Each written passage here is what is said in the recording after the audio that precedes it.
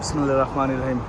আমি এখন যে জায়গাটায় দাঁড়িয়ে আছি, হ্যাঁ, ওই যে সামনে দেখতেছেন, এটা হচ্ছে জাবালা নূর পাহাড়। ঠিক আছে, মক্কা থেকে প্রায় আপনার কি বলে 4 কিলোমিটার দূরে আর কি। মক্কা থেকে 4 কিলোমিটার দূরে, কাবা শরীফ থেকে উত্তর পূর্ব দিকে অবস্থিত এটা জাবালা নূর পাহাড়। হ্যাঁ, আমি একটু সামনে যেতেছি এবং কি আপনাদেরকে দেখাইতেছি। ঠিক আছে, গাড়ি ঘোড়া গেলে সমস্যা। ওই যে সামনে জাবালে নূর পাহাড়।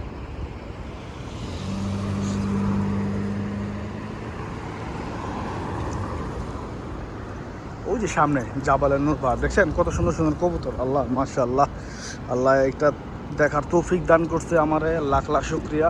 আমি এই ভিডিওর মাধ্যমে আপনাদেরকে দেখাইতেছি, যতটুকু যদি কোনো ভুল ত্রুটি থাকে মাফ করে দিবেন আমার। হ্যাঁ, ওই যে সামনে হচ্ছে জাবালে নূর পাহাড়টা। হুম, হ্যাঁ হ্যাঁ, জাবালা নূর মক্কার একটি ঐতিহাসিক। এখানে ইসলামের নবী, আমাদের যে প্রিয় নবী, হ্যাঁ, আমাদের প্রিয় নবী হযরত মুহাম্মদ সাল্লাল্লাহু আলাইহি ওয়াসাল্লামের উপর, এটা কিন্তু এখান থেকে কিন্তু ওহী নাজিল হয়েছিল আমাদের প্রিয় নবী হযরত মুহাম্মদ সাল্লাল্লাহু আলাইহি ওয়াসাল্লামের উপরে। ঠিক আছে, হ্যাঁ, ওহী নাজিল হয়েছিল। এইটা ওই যে সামনে, ওই যে সামনে যেটা দিচ্ছেন, এইটাই হচ্ছে আর কি আপনার কি বলে হেরা গুহা।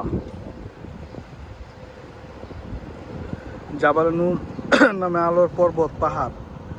আসলে এইটার উচ্চতা কিন্তু আপনার ওই যে দেখতে পারতেছেন, ওই যে আমি আপনাদেরকে দেখাইতেছি, এটা উচ্চতা হচ্ছে 642 মিটার উঁচু। আমি একটু সামনে যাই।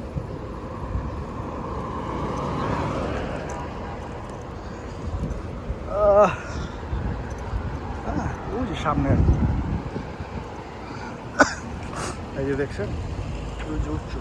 আমাদের গাড়ি তো এই জন্য সম্পূর্ণ যেতে পারতেছে না সময়ের অভাবে। এই যে পুরোটা ওই যে পাহাড়টা না, এই পাহাড়টা ওই যে, আর ওখানে হেরা গুহা 642। হ্যাঁ, 642 মিটার উঁচু এটা। আচ্ছা, আমি ব্যাক করে চলে যাই।